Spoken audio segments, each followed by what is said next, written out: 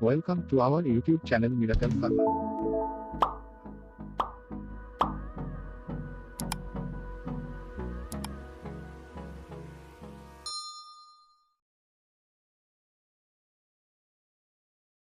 दोस्तों आज बात करेंगे वृद्धि वाटिका वटी के बारे में। इस वीडियो में हम जानेंगे वृद्धि वाटिका वटी को किन घटकों से मिलाकर तैयार किया गया है, क्या इसके मेजर यूज होते हैं, ये कितना इफेक्टिव होता है और किस किस कंडीशन में पेशेंट को वृद्धि वाटिका वटी लेना चाहिए। दोस्तों अगर इसमें बात करें इंग्रेडिएंट की तो इसके अंदर मिलाया गया शुद्ध पारद मतलब प्यूरिफाइड मरकरी, शुद्ध गंधक मतलब प्यूरिफाइड सल्फर, और इसके अंदर ऐड किया गया है लौह भस्म, ताम्र भस्म, वंग भस्म, काश्य भस्म, नीला तोता भस्म, शंख भस्म, काली मिर्च, लौंग, अदरक, आंवला इत्यादि और भी काफ़ी सारे इंग्रेडिएंट ऐड करके इसे तैयार किया गया है। इंग्रेडिएंट की बात करें तो अगर एक एक की बात करने लगे यहाँ तो वीडियो काफ़ी लंबा हो जाएगा, इसलिए हम आपको जनरल इंग्रेडिएंट के बारे में जानकारी दी। दोस्तों इसके अंदर काफ़ी सारे भस्मों का उपयोग होने से इसके औषधीय गुण बहुत ज़्यादा बढ़ जाते हैं और ये बहुत ज़्यादा इफेक्टिव मेडिसिन है आयुर्वेद की। अगर बात करें इसकी मैन्युफैक्चरिंग की तो ये आयुर्वेद की एक क्लासिकल मेडिसिन है जिसको बहुत सारी आयुर्वेदिक फार्मा कंपनी मैन्युफैक्चर करती हैं, जैसे कि बैद्यनाथ हुआ, उंजा हुआ, दूध पापेश्वर हुआ, झंडू, सांडू, और जी डावर, बैद्यनाथ, बहुत सारी जो है फार्मा कंपनी इसको जो है मैन्युफैक्चर करती है। चलिए अब बात कर लेते हैं ये कितनी कॉस्ट पड़ती है इसकी पर डे थेरेपी की।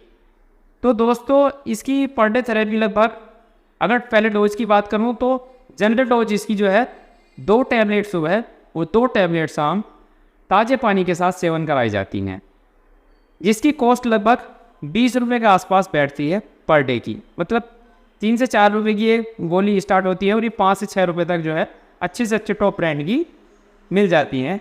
ये किसी भी मेडिकल स्टोर, आयुर्वेदिक स्टोर, यूनानी स्टोर और ऑनलाइन भी आप इसे जो है परचेज कर सकते हैं। ये विदाउट प्रिस्क्रिप्शन मेडिसिन है, लेकिन फिर भी मैं यही सलाह दूंगा कि आप या तो किसी अपने नज़दीकी चिकित्सक या किसी केमिस्ट से पहले इसके बारे में थोड़ी सी जानकारी ले लें और उसके बाद इसका जो है सेवन कर सकते हैं, क्योंकि वो पेशेंट टू पेशेंट डिजीज़ से रिलेटेड जो सीवियरिटी होती हैं उन सब के बारे में जानकर के जो आपको जो है डोज सजेस्ट की जाती है कि कितनी डोज आपको लेनी होती है। ये मैंने आपको जो बताई थी 2 गोली की, ये जनरल डोज थी, लेकिन आपकी बॉडी वेट पे और आपकी बीमारी की सीवियरिटी के हिसाब से जो है डोज जो है सेट की जाती है, एडजस्ट की जाती है। तो ये जो है अलग टॉपिक है एक, इसको मैं जनरली यहाँ आपको नहीं बता सकता, मैंने आपको जनरल डोज बता दी। चलिए अब मैं बात कर लेता हूँ इसके मेजर यूज क्या है। तो दोस्तों ये किसी भी अंग की अननेसेसरी वृद्धि, जो अननेसेसरी ग्रोथ होती है उसको कंट्रोल करने का काम करती है।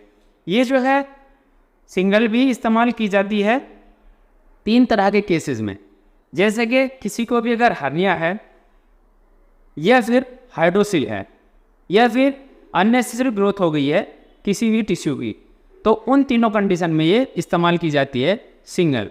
अगर कॉम्बिनेशन की बात करें तो ये काचनार बोबोल के साथ, चंद्रप्रभा वटी के साथ और आरोग्यवर्धिनी वटी के साथ ज़्यादा इस्तेमाल की जाती है। दोस्तों किसी भी टाइप की अगर हर्निया है तो उसके अगर शुरुआती लक्षण हैं तो उनमें बहुत कारगर मेडिसिन है। साथ में अगर ये शुरुआती स्टेज में जो है अगर किसी को हाइड्रोसिल डेवलप होने लगा है टेस्टिस में, तो उसके लिए भी ये जो है बहुत ज़्यादा इफ़ेक्टिव मेडिसिन है।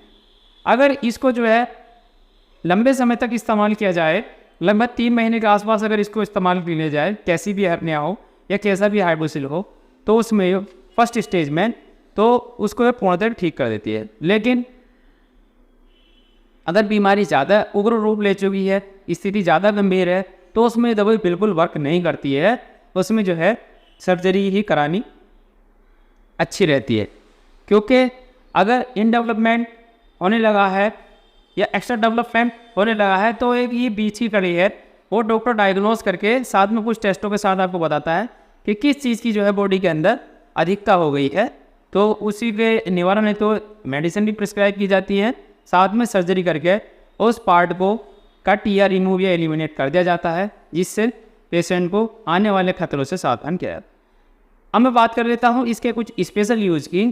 तो दोस्तों ये ट्यूमर के लिए भी काफ़ी इफ़ेक्टिव मेडिसिन मानी जाती है। काचनार कुकुन और आरोग्यवर्धिनी वटी और साथ में वृद्धि वाटिका वटी, ये तीनों को कॉम्बिनेशन दिया जाता है ऑल टाइप ऑफ ट्यूमर, चाहे वो आंतों से रिलेटेड कोई ट्यूमर हो या फिर आप स्टमक से रिलेटेड हो या किसी के भी हाथ पैर की ऐसी कोई कंडीशन हो या लंग्स में हो। ब्रेन ट्यूमर में भी ये जो है हल्का काम करती है, लेकिन ब्रेन ट्यूमर के लिए ये दवा नहीं बनी है, इसलिए कुछ लोग जो है बड़ा चढ़ा के बात करते हैं, उन पर ध्यान नहीं देना है। ये जो है शुरुआती स्टेज में अगर कोई भी ऐसी बीमारी है जो एक्स्ट्रा ग्रोथ हो रही है किसी भी टिश्यू की, तो उसके लिए वर्क करती है और 100% वर्क करती है। मैंने काफ़ी सारे पेशेंटों को जो है कई तरह की गांठ और हाइड्रोसिल जैसी समस्याओं में दिया है और इसके अच्छे रिजल्ट मिले हैं। चलिए अगले स्पेशल यूज की बात करें तो ये फाइलेरिया, एक हाथी पाँव नाम से एक बीमारी होती है। जो फाइलेरिया का एक मच्छर होता है, अगर वो किसी पेशेंट को काट लेता है तो अंदर एक इन्फेक्शन फैला देता है फाइलेरिया, तो उसको जो है बहुत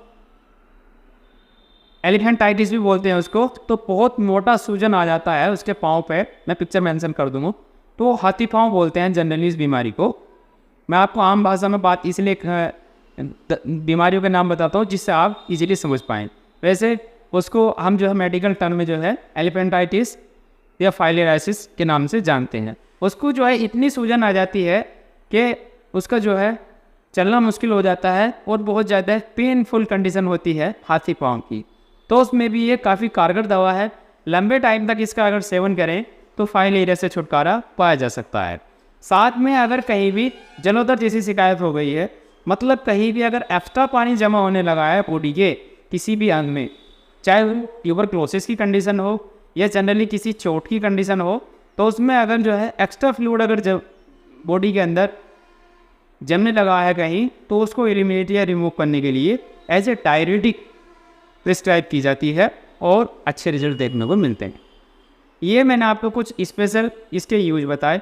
वैसे कॉम्बिनेशन में ये दवाई जो है अलग अलग तरह की बीमारियों में वर्क करती है, लेकिन आप इतना दिमाग में रख लीजिए बस खाली कि ये जो है एक्स्ट्रा ग्रोथ को कंट्रोल करने वाली एक मेडिसिन है।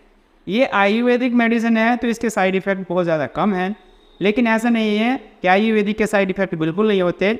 ये मिथ है, जो चीज़ फ़ायदा करेगी वो कुछ ना कुछ नुकसान भी कर सकती है।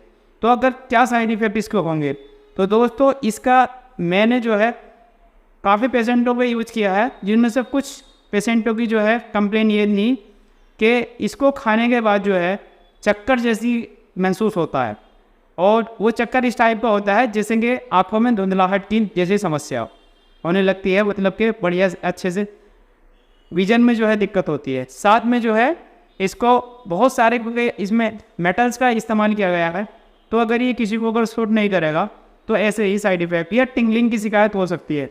उसका जो है मूवमेंट जो है उतने अच्छे से नहीं होता, और साथ में जो है नर्वस सिस्टम उसको जो है कंट्रोल नहीं रख पाता बॉडी।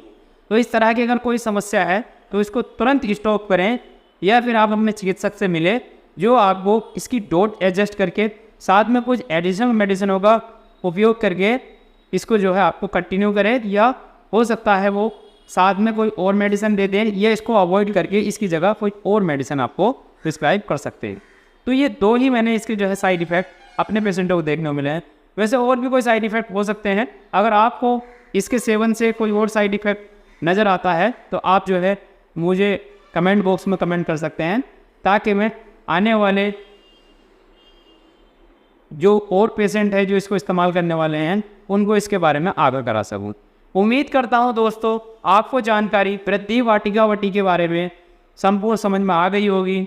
अगर वीडियो अच्छी लगती है तो एक लाइक कर दे, चैनल पे नए हैं तो सब्सक्राइब कर दे। मैं मिलता हूं किसी नए वीडियो में नए टॉपिक के साथ, तब तक चैनल को विजिट करते रहिए।